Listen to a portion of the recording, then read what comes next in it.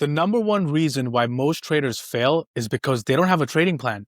And in this video, I'm going to show you my personal trading plan, and I'm going to break it down for you step by step so you can create one for yourself. Most traders spend so much time, in fact, too much time in front of the computer, glued to the screen all day, trading all day long. And look, I get it. I love trading as much as you do.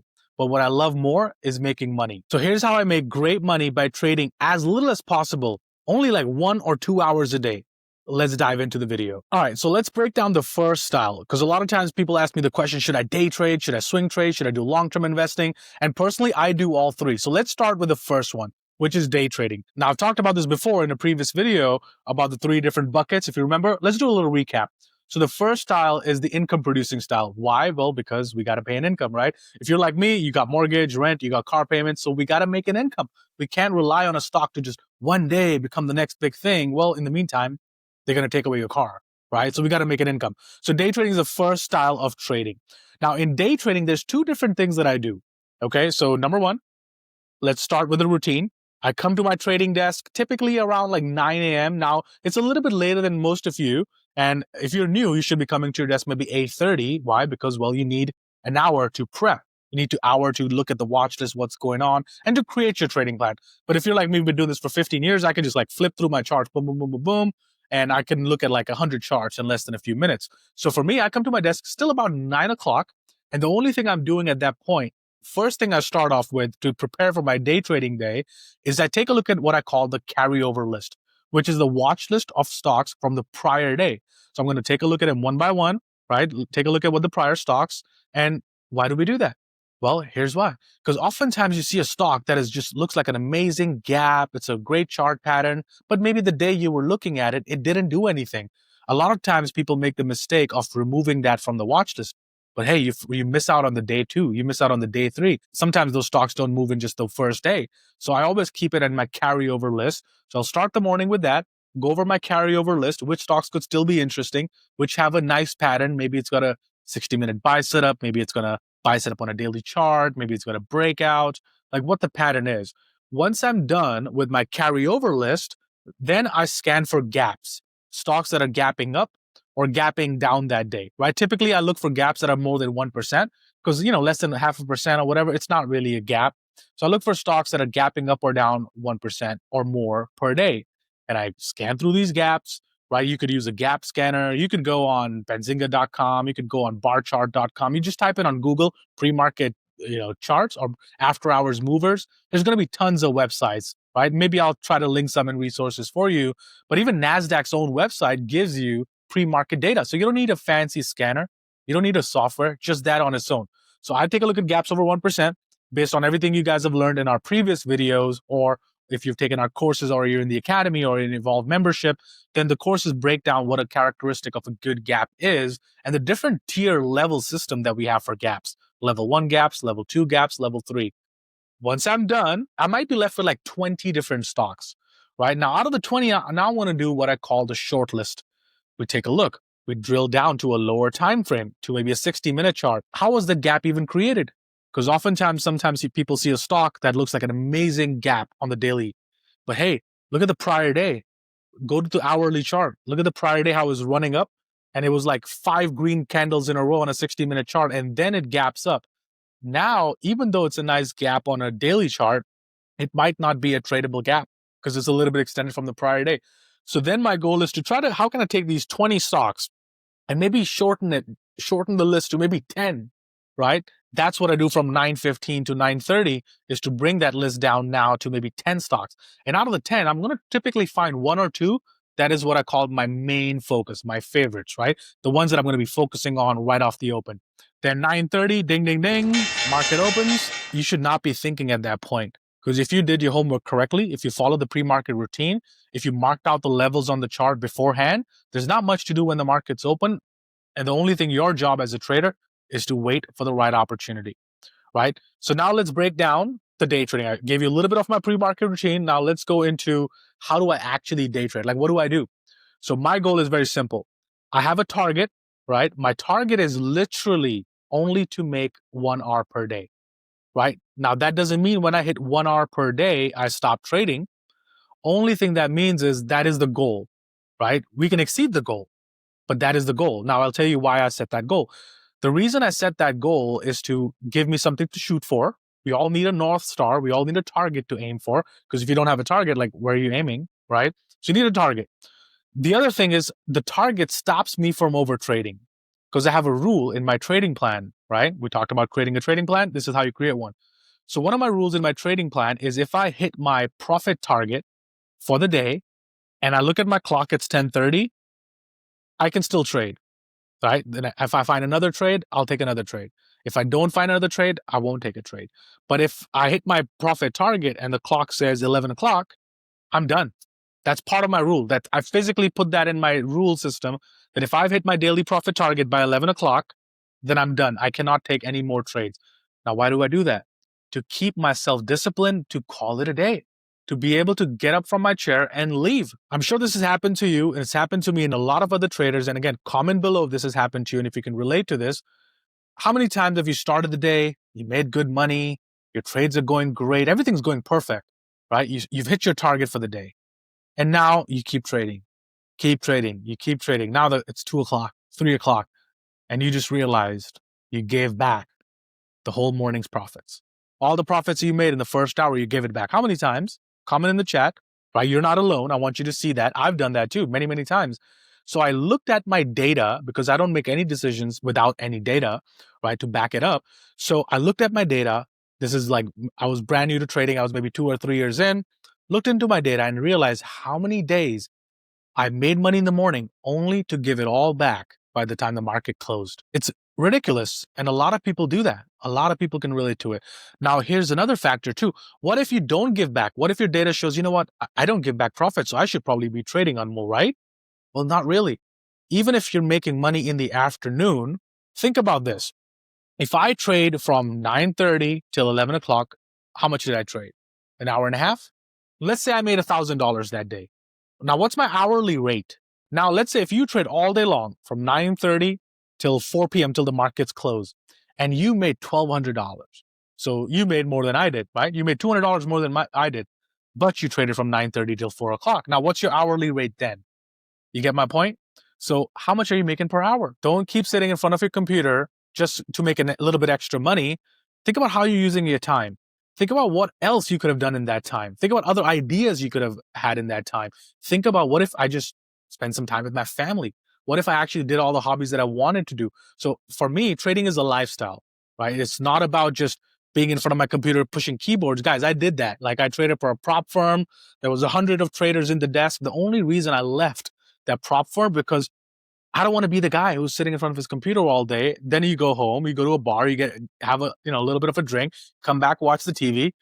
That's it. Rinse and repeat, rinse and repeat. I don't want to do that. So majority of the trading days, I am literally done by 11 o'clock because I hit my target. I'm very disciplined to call it quits, right? Now, let's go to the second element of the trading plan. What if, Anmol, you don't hit your target and it's 11 o'clock? What do you do then? Right? Great question. Glad you asked. So then what I do is 12 o'clock is the limit. 12 o'clock is the hard limit. Doesn't matter if I'm up for the day. Doesn't matter I'm down for the day. Doesn't matter if I took no trades at all. 12 p.m. I am done. I am leaving my desk. The day trading, the income producing bucket is now closed. Now I can still do the style number 2, which is swing trading. Right? Swing trading is where we're buying a stock and holding it for a few days or a few weeks, trying to ride some of the bigger moves. Now that is something I could do later in the day, right? The reason why a lot of people don't end up swing trading is they're day trading all day when you have the time. So when I get done by 12, I can relax. I can go to my balcony. I can have a coffee. I could be looking at ideas on my phone. Maybe I'll come to my desk a little bit, find a nice swing trade. I take that swing trade. That feeds my second bucket, which is the swing trading. Now, swing trading could be both an income producing bucket. It could also be a wealth building bucket. It could fit in any of those buckets, and you determine where it fits in.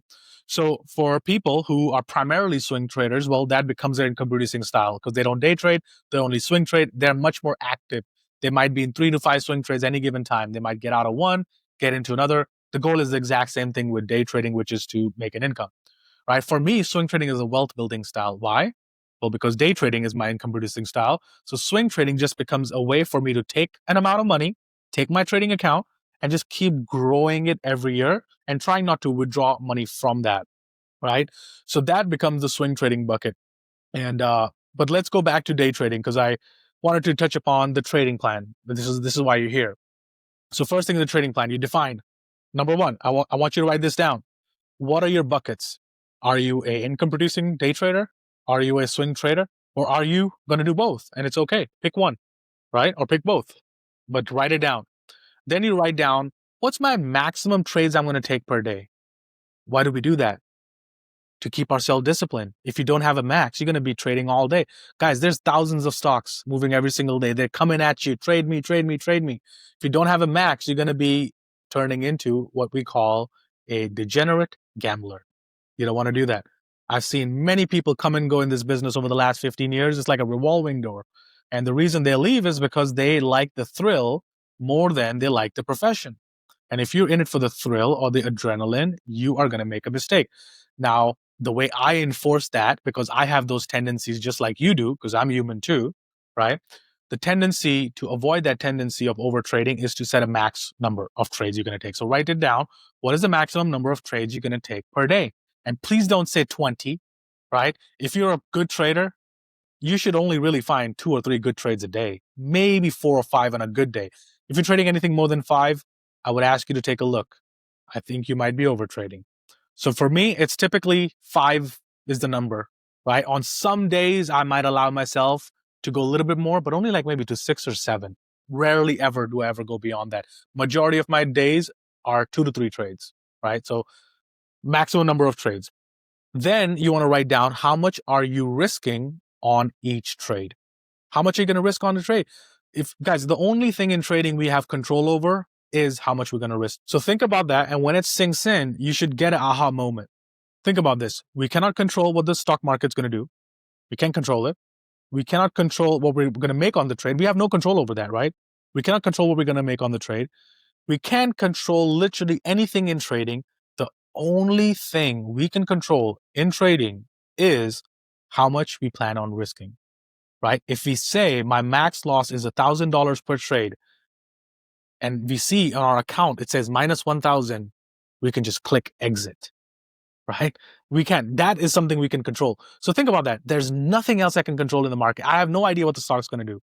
But the only thing I have in my control is how much I'm going to lose because I have the option to get out. It's not like roulette. Once you place the bet, it's gone. You can take a bet out, right? So that's why we can beat the casinos because it's not like in a casino, you place a bet and it's gone. You can take your chips back. You don't have to play. Learn how not to play every single hand that you get dealt. So how much are you going to risk per trade? And that whatever you pick should be based on 3 things, maybe 2, but let's see, maybe we can come up with 3. So the first thing that you want to base it on is your account size. Your risk unit should never exceed 2% of your overall account. So if you have a $100,000 account, no losing trade should be more than $2,000. And now if you're newer or if you're not a consistent profitable trader, if you don't have skills under your belt, I always tell people you have to earn the right to raise your risk. It's not something that, hey, Anmol, I just want to come to trading. I'm a brand new trader, but you know what? I sold my business, so I have like $10 million in the bank. I don't have to do like other people risking small percentages. No. You have to earn the right to raise more risk. So every new trader that we get, I tell them start with 0.5% risk, maybe 0.25% risk. You're doing great. You have 6 months of consistency in your belt. Go to 0.5%. Awesome. You got another 6 months under your belt of consistency. Go to 0.75. Go to 1. Go to 1.5. You get the point. But at no point, no matter how professional you are, should it exceed 2%. Okay? Please take that and write it down. Trust me on that. I've done what you will eventually at some point, hopefully not do, but you might do, which is you get overconfident. You get a winning streak. You're crushing it. You're on top of the world. You can't do no wrong.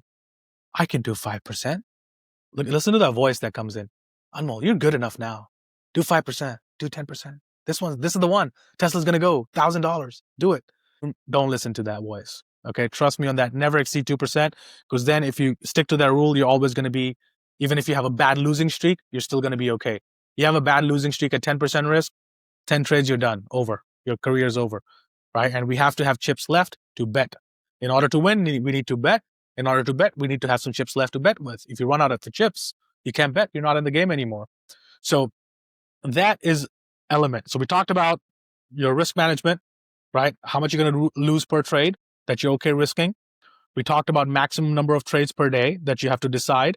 You have to decide what times you're going to trade and base it on data. Look at your trading results, look at your spreadsheet, and it'll just tell you, hey, majority of your trades come between 10 and 11:30. Focus on that, right? If you find you lose at 9:30 or 9:45 early in the morning, why do you keep repeating that? Remove it. Trade where you make the money's coming in from. Look at your data. Okay. Now, if you don't have data, you got bigger problems. Okay. You got bigger problems. Contact somebody on our team. Maybe we can help you with it. But you need a plan. Without a plan, you can't do it. It's a business. All right. So let's talk about some of the other elements of the trading plan. You got to decide, you're going to trade stocks. You're going to do options. If you're going to do options, how many contracts are you going to do? What's your risk on that trade? Right? Or are you going to do both like I do? So I talked about my trading plan. I do both. I day trade stocks based on the setups we teach in my strategy course and in the PTS course, like the flash pattern, the reversal wedge, the 3-bar plays, the buy setups. And I'm sure there's videos that Jared has broken down in some of the other YouTube videos that you can watch, or you can just sign up for the academy. So in that, we take those setups, we call it the classic technical analysis setups, and I'm literally only looking for 1R, 1-to-1. Now, why do I look for 1-to-1? Great question. Because in the past, if you watch some of my videos, I used to look for 2-to-1 and 3-to-1, right? Or maybe some other management strategy. Recently, I've been doing 1-to-1 because of a few reasons. Number one, I just noticed the markets. I looked at my data, some of my trades. They were going like 1.8-to-1, 1.9-to-1, and then just kind of come back down. So I noticed that recently the market's not been the same as it was last year. And just as a good trader would do, you would adapt. If you don't adapt, you're going to die. Remember the floor traders back in the floor of the New York Stock Exchange?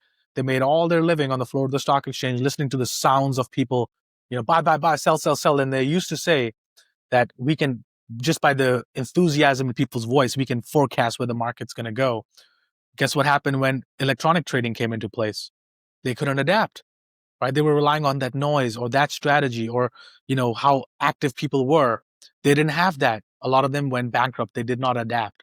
I don't want that for you, right? So the way you adapt is not by just thinking, oh, the market's tough, I need to go less targets. No. Data, back to the tracking again. Look at your data. My data told me if I just shoot for 1-to-1, I'm going to have an 80, 90% win rate. Whereas if I shoot for 2-to-1, I was having a 50% win rate or 45% win rate. Now, even at 2-to-1 at a 45% win rate, it's actually a profitable strategy, right? I mean, do the math. You win half your trades, you win $100. Half your trades, you lose $50. Overall, you're going to be profitable. But I found that doing the 80, 90% win rate, but just shooting for 1-to-1 was easier on my psychology because I just keep winning a lot more. It just feels better, right? Now, I don't want you to just use that as an excuse to say, Anmol said 1-to-1, I'm going to do that. Hey, maybe your trades don't have that amount of win rate. Maybe you only win 50% of your trades. If you win only 50% of your trades, then 1-to-1's not going to work for you, right? Because, well, you made some, you lost some, you break even. In fact, you're going to be down because you have commissions and all the other fees that you're going to be involved with. So you have to look at your win rate. If your win rate can support that. I looked at my spreadsheet. I said, all right, boom, I'm going to do that. Much easier, feeds the momentum, keeps me in check, winning a lot more often. And my only goal, guys, is to take maybe 1 or 2 trades like that every day. And I've been posting that. If you check the YouTube community section, in there, you're going to find I've posted some of my trades that I've taken recently. I post the trade of the day slides, right? And the reason I post that is so you guys can see what I'm trading and why I'm trading it. And I'm only looking for one of them. I only need 1 trade to work. And I get, let's say I risk $1,000 on that. All right. Which is kind of basically what I risk. I risk $1,000 on every single day trade that I do for stocks. Now, if it hits 1-to-1, what did I make? $1,000. Well, but Anmol, there's so many amazing traders out there. They make millions of dollars. You're just happy with 1,000? Yeah, I'm happy with 1,000. Why? Because that's an income producing style. $1,000 a day with a 90% win rate. I'm going to make $20,000 to $25,000 per month. And that is just from day trading. Now you add on top the same amount of money from swing trading. Now you're getting $40,000, $45,000 a year, right? Then there's another strategy, which we'll talk about a bit later. I do covered calls. That strategy will give me easily about the same amount of money. So the goal is not to take this one thing and make it a home run and blow it up, but how can I get all these different buckets working for me to make a good living, right? That's what it's all about. I'm not here as a, measuring contest. I don't care. You can do whatever you want. You can risk thousands of dollars, hundreds of thousands, millions of dollars. I'm not here to compare myself with anybody. I'm here to make a living. All right. I'm here to do it as a profession. This is my job, right? I'm here to do what's supposed to be done. I'm not here for the thrills. I'm not here for the adrenaline, and I'm sure not here for any validation. But I want you to understand the power of this. Do the math. If you can make $900 per day, you're going to make $20,000 per month or $240,000 per year trading 1 hour a day. Is that good enough? Right? Most people spend hours in front of the screen to make way less than that. Okay. So be grateful for what you have. Now, if you can do that from day trading, let's say you do the same amount from swing trading. That's how you get to $500,000. Let's say you do some covered call strategies or some longer term investing, or you do some options trading on the side.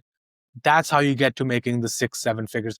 Personally, I don't know anybody who just does one thing, like only does like day trading, and that's his pure source of income, right? I think that's really hard to do.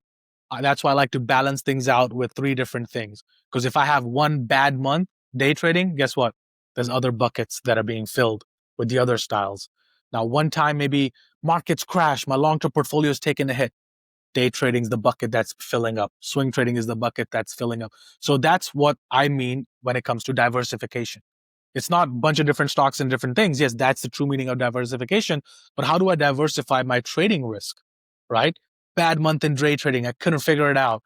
Okay, swing trading is going great. Long term is going great, right? Oh shit, this year swing trading is not going well. Okay, but day trading is going really well, right? So those 3 buckets average each other out. And that's what creates harmony where you don't have to stress about your trading, right? You don't have to stress about, but I have to pay my bills. I have to take this next trade, right? If I don't have that pressure, I can just say, no, that trade doesn't meet my criteria. Next. Very easy to move on. So notice how all these rules are created to keep your psychology in check.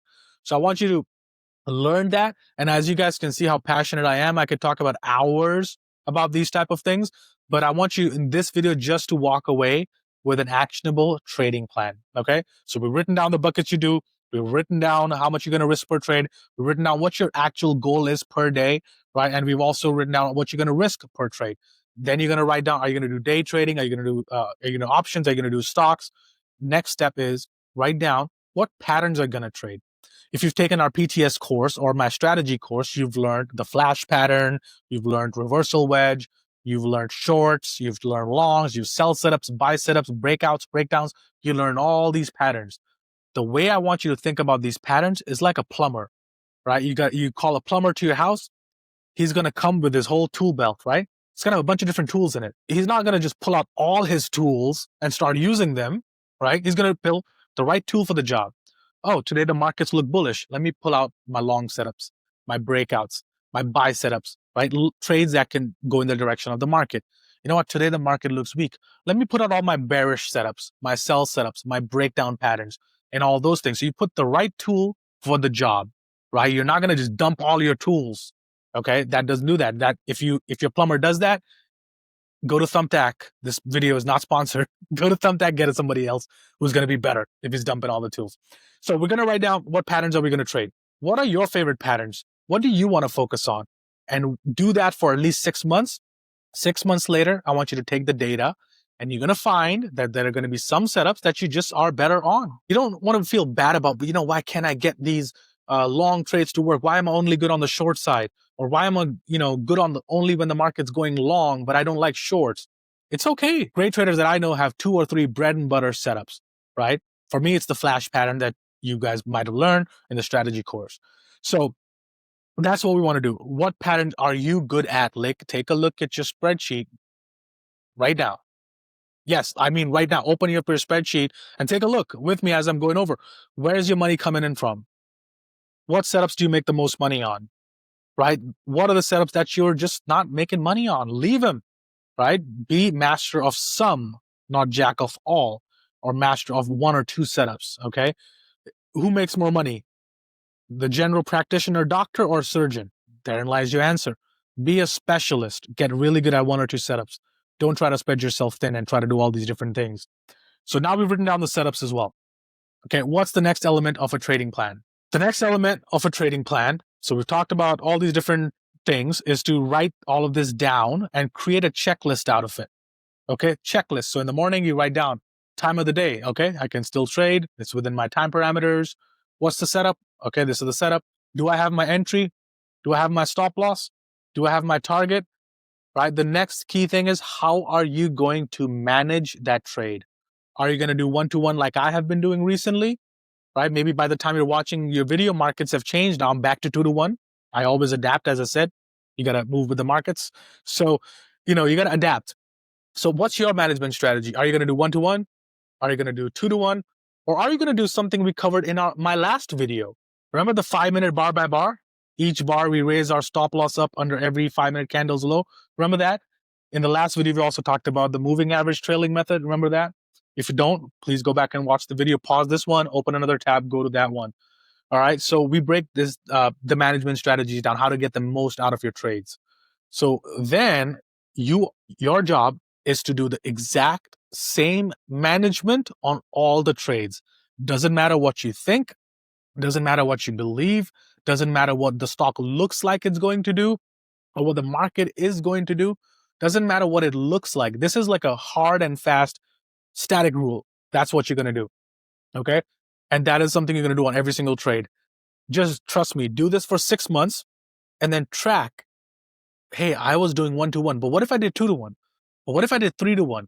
What if I did the 5-minute bar by bar that Anmol talked about? What if I did the moving average trail, right? Just do that and keep a track for 6 months. 6 months later, you're going to find at least one of those managements out of the 5 or 6 that you're tracking that's just going to be the best performing one.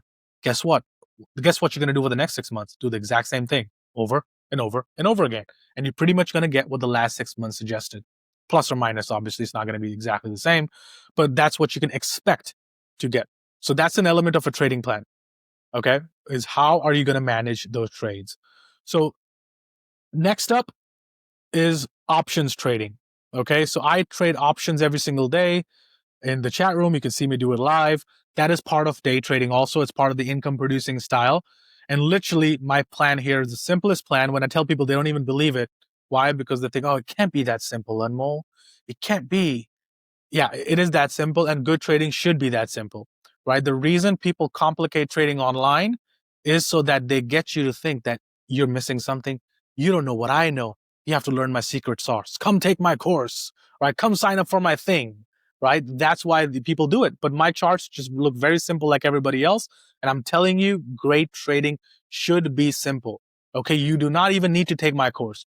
You should want to take it, but you don't need to take it. You have enough information within the videos we've covered that if you go through it again and again and again, you will eventually get it, right? The reason the course is created, because some people are like, I can't be bothered to filter through those videos. So I just give everything in a chronological order, step 1, step 2, step 3, step 4, and just break it down, obviously, in much more in-depth detail because the course is like 27 hours. So keep that in mind. When it comes to day trading options, I only take 1 to 3 trades a day. Some days, maybe I'll do 5. Rarely do I go beyond that. If I do, then there's something wrong with me that day. Okay, and again, raise my hand, first one to admit. There's days. Every trader has its days, all right? Coffee wasn't strong enough, or you woke up on the wrong side of the bed. Happens. But if I've woken up and I feel good, I'm going to take 1 to 3 trades a day, and I'm only scalping those trades. What do I mean by scalping? Scalping basically means we're looking for those little small pockets of moves, right? Stock goes down to $100 a share, goes to 100.4. Like, just like we're looking for tiny moves, but we're timing them based on support levels, gap fills, extension trades, or a climactic setup as we teach in our PTS course, parabolic setup as we teach in the PTS course, right? We're looking for just those setups. And I'm literally only looking for the option that I buy to move 30 to 40 cents. And I buy 10 contracts on each of those trades. Sometimes I'll add and then get up to maybe 20 contracts or 40 contracts. But I rarely I never go above 40. But even 40, I really rarely go to 40 these days. I stick between about 20 contracts. Now do the math. If the option moves 30 cents in my favor, and I do that 3 times a day, what did I make? 90 cents, right? Now, if I do 10 contracts on all those trades and I make 90 cents, what did I really make? $900. Go back to the same thing. Hit my $1 target per the day. that gets me the $24,000 a month. That's it, right? So that is my strategy. A great trading day for me is going to look like this. I come in the morning, boom, boom, boom, boom, boom. I take a nice stock trade. It goes 1-to-1, goes 1 hour, got $1,000. I take maybe 2 or 3 options trades, maybe get another dollar. Now I'm up $2 or $2.50 for the day, right? That's about $2,500 for the day. Now, if I can do that, again, $2,500 a day or $2,000 a day is going to give you $40,000 a month, right? Do the math on that. So $2,500 is going to give you $50,000, I think, right? $50,000 a month you're going to get doing that. Okay. But sometimes there's a combination. You know, the trading day today, I had a stock trade, which was break even. I didn't lose any money, but didn't make any money. But then I had 3 or 4 option trades. I got about my 90 cents for the day and I closed it out for that day. I hit my $1,000 for the day. Now, if you take a look at the other day this week, I took a 1 stock trade, which hit 1 hour, and I took 4 option trades. The overall profit was about $1.50 per option, or $1,050 plus 1,000 from stocks. So that day I made what, $2,050, right? And then the other day I came in, I took 1 trade, didn't work, right? I lost $1,000 on that trade, right? So I'm talking is at the end of the month, when you do the average of all your winners and losers, you should be roughly making $900 to $1,000 a day. That's the average. Some days I make 3,000, some days I make 2,000, some days I make 2,500, some days I make 1,000, some days I make 500, some days I only make 200 or 300, some days I'm down 1,000, some days I'm down 700, some days I'm down, 1,500.